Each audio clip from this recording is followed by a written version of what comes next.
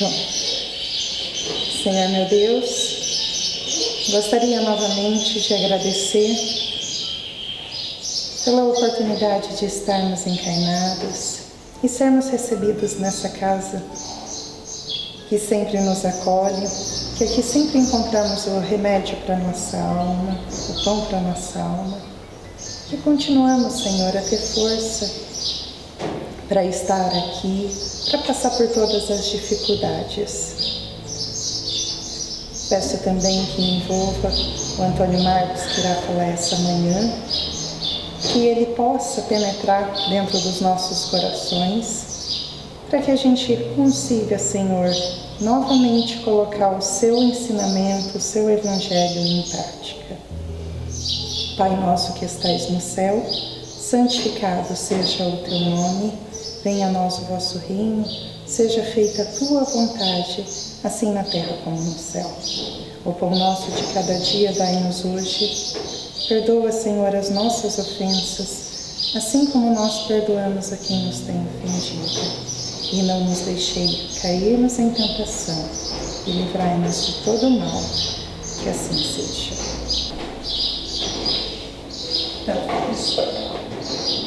Bom dia a todos. E que a paz de Jesus envolva-nos mais uma vez, como forma de agradecimento de estarmos nesta casa de oração, tendo a oportunidade de receber essas vibrações de paz.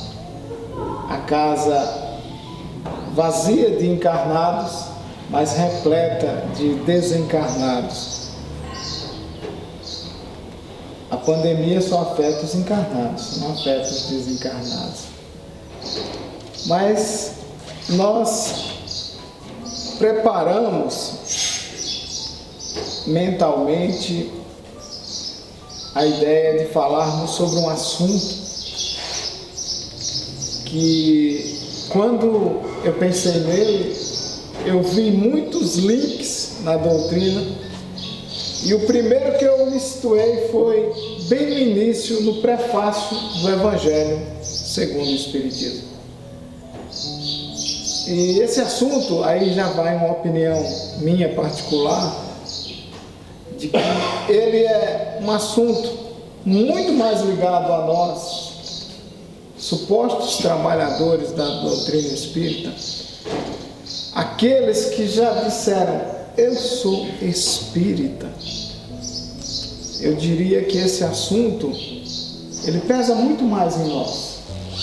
Já vou dizer qual é o tema. É aquele tema dos muitos os chamados e poucos os escolhidos, no capítulo número 18 do Evangelho segundo o Espiritismo. Nem todo aquele que diz Senhor, Senhor, entrará no reino dos céus.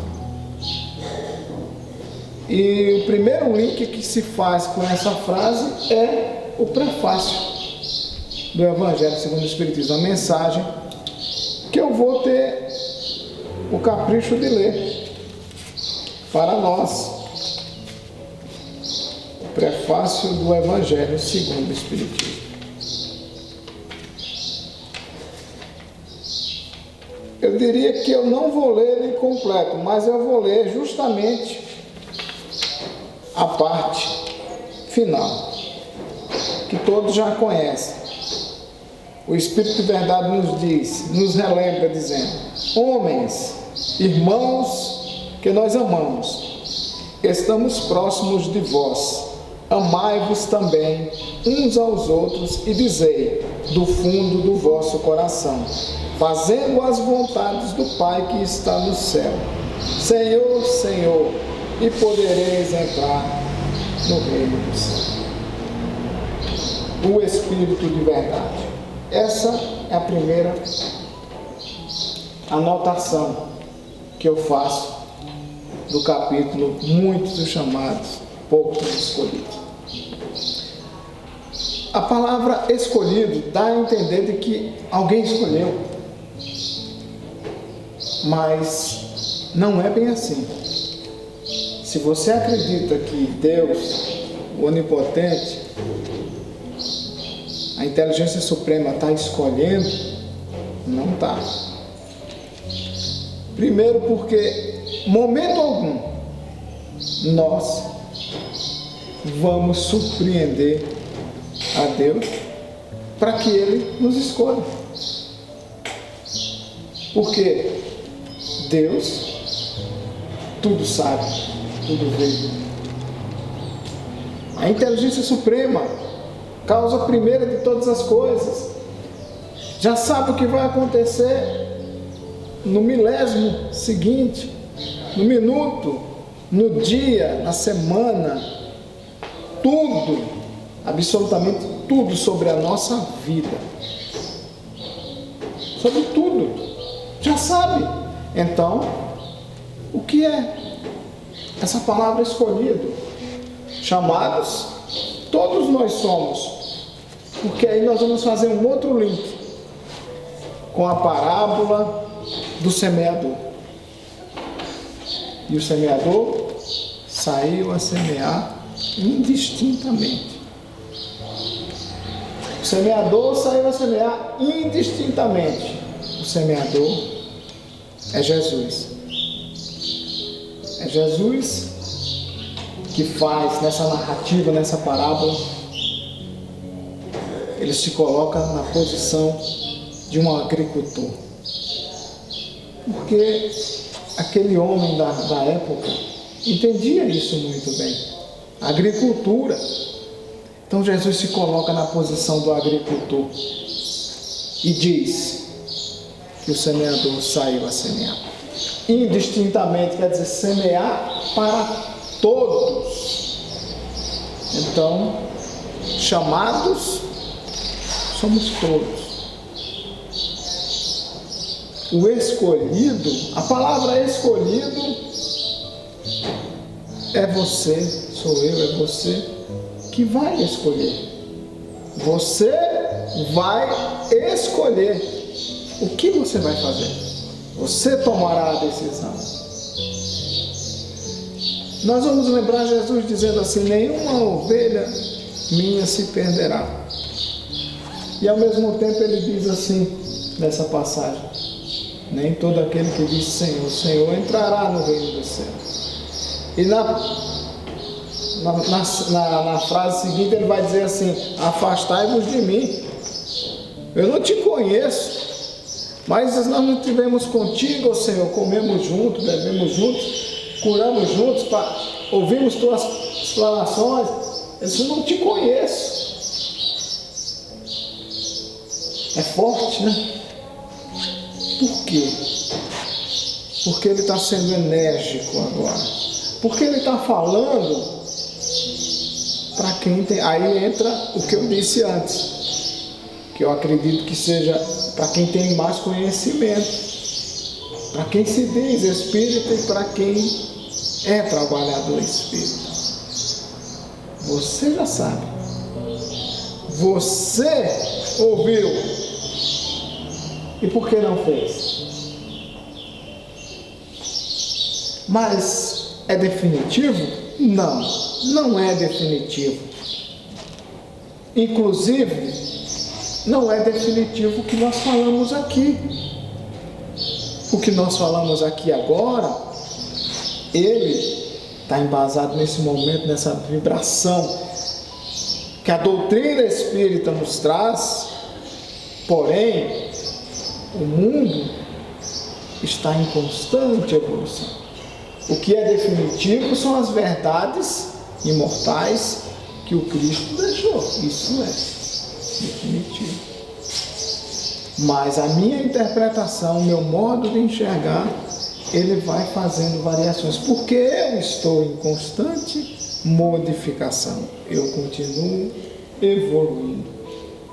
Então, o que eu digo agora não é uma coisa definitiva.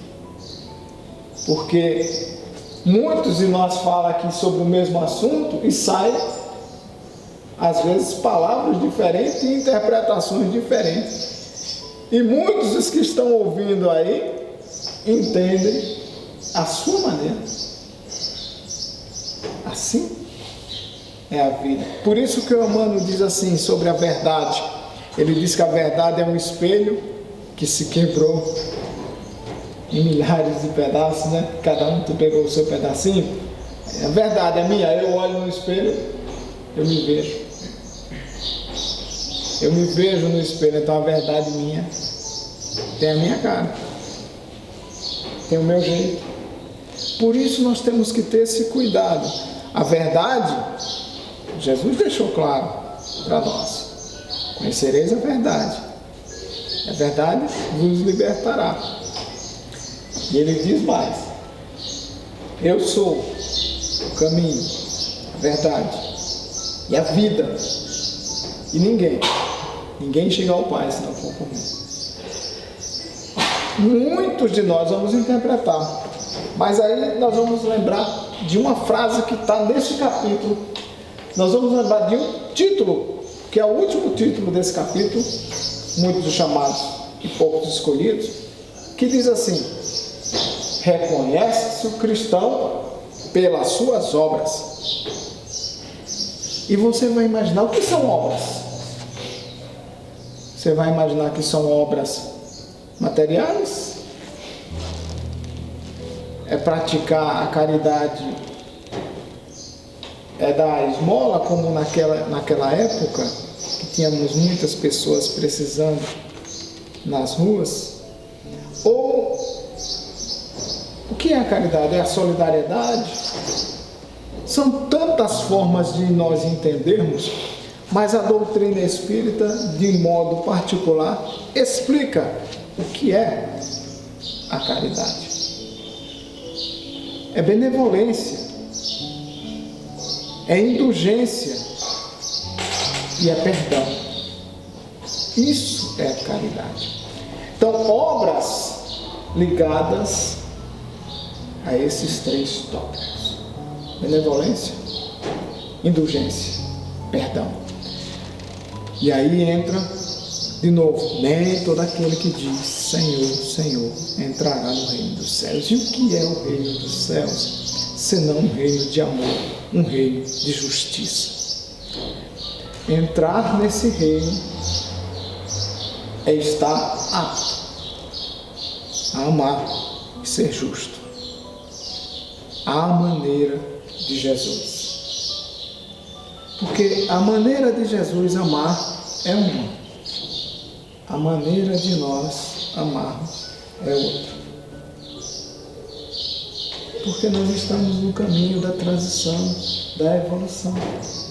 Quando eu digo que o amor é do ponto de vista de Jesus, ele é infinito, ele tudo pode, ele tudo quer, ele tudo espera, ele perdoa sempre, ele não tem ciúme, ele não se envaidece.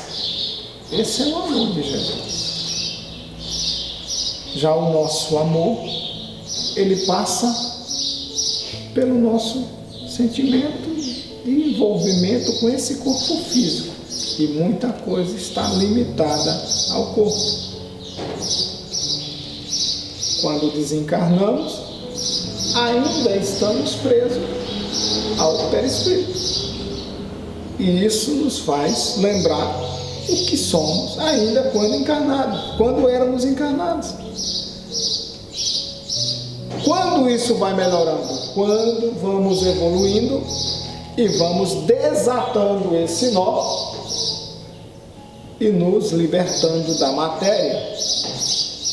O espírito, ele se torna puro e perfeito quando ele não tem mais prisão na matéria.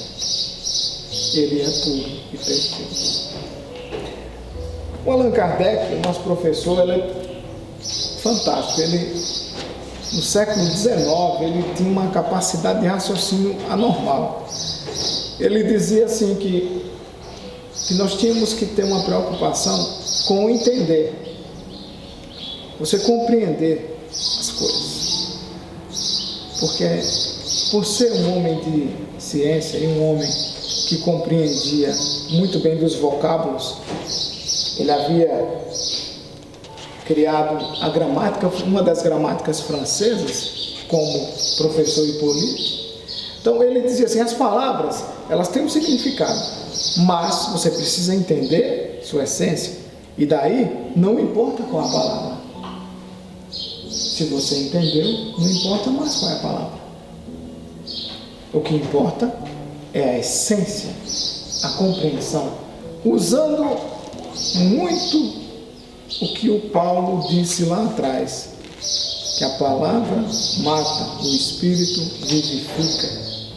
Seria basicamente nesse sentido, espiritualmente entendido. Então, quando nós lembramos do professor Kardec no século XIX, com toda aquela dificuldade, trazendo esses ensinamentos e trazendo para nós uma interpretação, uma exegese do Evangelho, da Bíblia, num período tão difícil, lógico, ele iria sofrer perseguição. Porque nós temos dificuldades ainda. Porque quando a gente fala em perseguição, eu vou sempre olhar o outro, eu vou apontar a igreja mãe e vou olhar o outro, esquecendo que, como eu sou um espírito que reencarna, eu posso estar do outro lado, naquele momento, e não desse lado agora. Agora eu estou espírita, e ontem? E nós esquecemos disso, e isso entra no aprendizado. Não só dizer Senhor, Senhor. Porque reconhecer Jesus, você disse, eu sou cristão. Agora você é o cristão dos primeiros, quando nem tínhamos a igreja, ou você é o cristão das igrejas, ou o cristão novo do Espiritismo, recente, do século XXI. Se pergunte. Mas não basta dizer. Nós precisamos viver, executar. E aí nós vamos lembrar de um outro termo que é conhecido lá na época de Jesus. E que muitos que não estudaram a doutrina dos evangelhos nem sabiam o que significava o termo fariseu. Muitas pessoas não conhecem o que é fariseu, não sabem que é um povo. Nós temos a doutrina espírita e o Kardec tomou esse cuidado. Em fatos históricos ele traz, ele explica o que são os fariseus. E aí, mais uma vez, nós vamos apontar o dedo, olha quem são os fariseus. Será que nós estamos tendo o comportamento do fariseu moderno? Porque isso quem vai responder é nós mesmos, analisando os próprios atos. Então Jesus, preocupado com isso, ele diz aos apóstolos: acautelai-vos com fermento dos fariseus. Cuidado com o fermento dos fariseus. Ele fala pós-multiplicação dos pães sobre o assunto. A princípio os apóstolos imaginavam que ele estava falando. Sabe o que ele está falando? Do fermento do pão? Ah, não é. Não é isso. Eles vão ver que não é. E nós tomamos esse cuidado? Não tomamos. Passou-se o tempo e nós não tomamos. Porque, por isso, eu disse, que cristão nós somos? O cristão espírita, o cristão evangélico, o cristão católico, o cristão protestante, o cristão, por aí vai. Nem todo aquele que diz Senhor, Senhor, entrará no reino dos céus. Parece duro, parece muito difícil. E é difícil e é duro. Mas só exige uma coisa, meus queridos, exige de nós Exige de mim, exige de você, exige de você. Mas quem tem que exigir é você, quem tem que exigir de mim sou eu. Você é você. Cada um individualmente. Por quê? Só existe uma estrada a percorrer. Essa estrada tem uma porta estreita. A porta estreita das dificuldades, porque ela é difícil de transpor. Essa estrada é a estrada da caridade. É a estrada do amor ao próximo. É a estrada que vai nos lembrar a máxima do Cristo. Faça ao teu próximo aquilo que tu quer para si mesmo. Essa estrada é única. Não tem outra. Não tem atalhos. Ela é uma estrada, é larga. Ela não é estreita, não. Ela é larga. É nós que estreitamos. A porta para chegar na estrada é estreita. A dificuldade. Mas a estrada é larga. Porque todos nós podemos caminhar nela.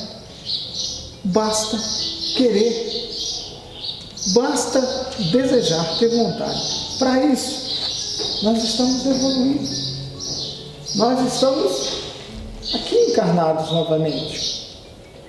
Costumamos dizer assim, quando lembramos de um ente querido que partiu.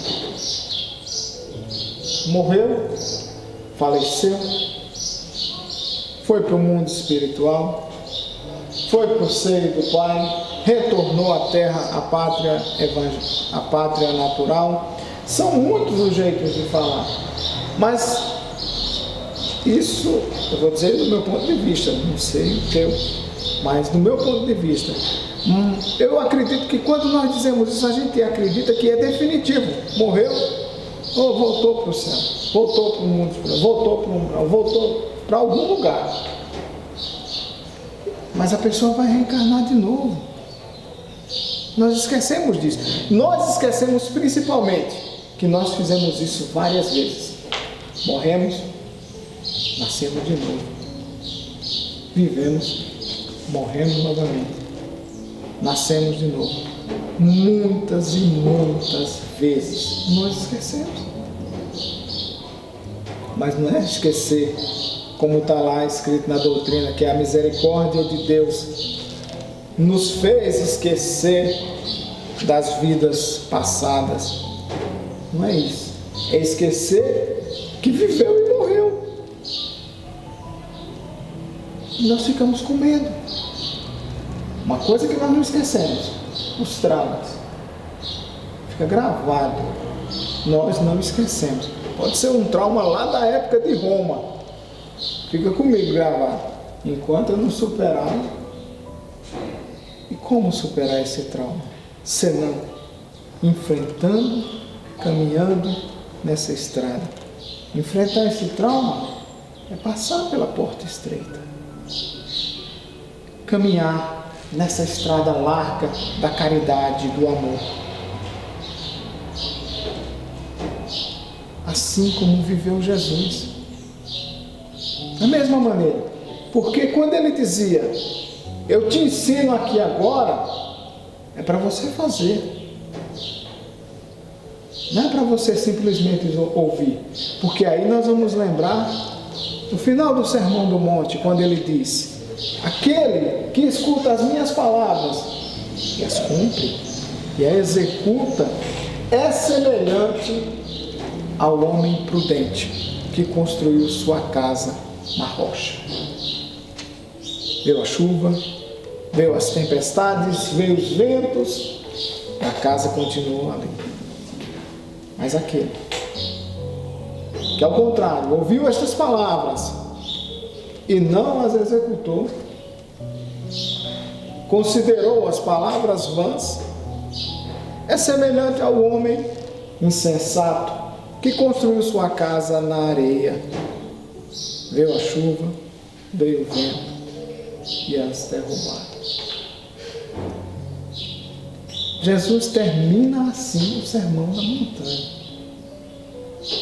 Observem o ensinamento de Jesus. Ele é todo linkado na prática do amor e na observação de que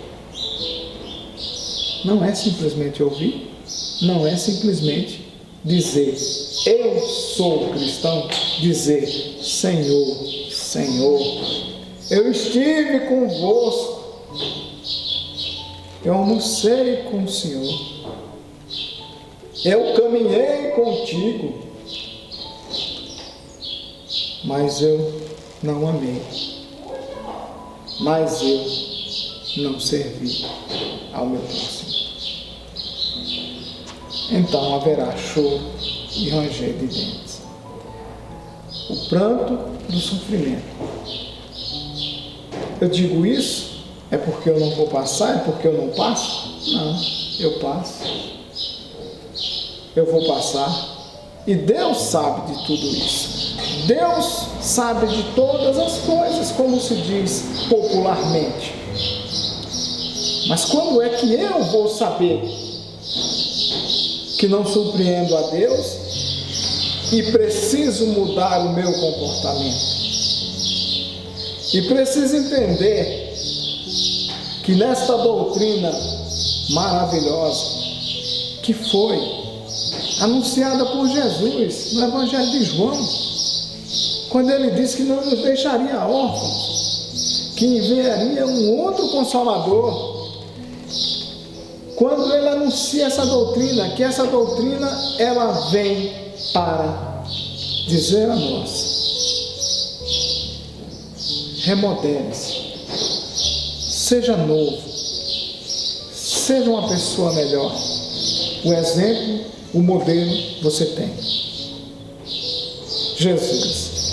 Este é o modelo máximo de homem que nós temos para seguir, para viver todas as nossas experiências, todas, nós podemos viver. Quando Kardec responde, ou melhor, quando Kardec comenta essa resposta dos Espíritos, ele diz que nós, todos nós, temos condições de seguir este caminho, de optar por essa estrada, a estrada da caridade, a estrada do amor assim como ele nos amou. Porque o Chico dizia que o mandamento maior ainda do que aquele é quando ele disse: amai-vos como eu vos amei. É maior do que amar a Deus sobre todas as coisas, amar ao próximo como a si mesmo. Amai-vos como eu vos amei. Repetir, imitá-lo. Palavras do Chico Xavier, a quem nós temos muito carinho e quem nós temos muitas boas lembranças. Pensemos muito bem nisso. Nem todo aquele que diz Senhor, Senhor, entrará no reino dos céus. Muito obrigado pela paciência de vocês. Que Deus abençoe a todos nós. Interessante que, querendo ou não, eu acho essa passagem ela bem profunda, né? Que, querendo ou não, a gente não pode falar de Deus só da boca para fora. A gente vê muito isso, muitos irmãos muitas vezes perdidos, porque eles esquecem que tudo que a gente sente, tudo que a gente deseja, tudo que a gente quer está dentro da gente. E às vezes a gente acha que só falar, ai meu Deus, me ajuda, é o suficiente. Às vezes a gente só fala da boca e os atos, o coração não fala na mesma língua. Então, como disse o Antônio, que pensemos nisso e que possamos colocar em prática todo o ensinamento de Jesus, que faz tempo que ele teima e a gente acaba passando despercebido. Vamos para os passos? Assim chegamos ao término de mais um trabalho dessa manhã, aqui na nossa casa, né?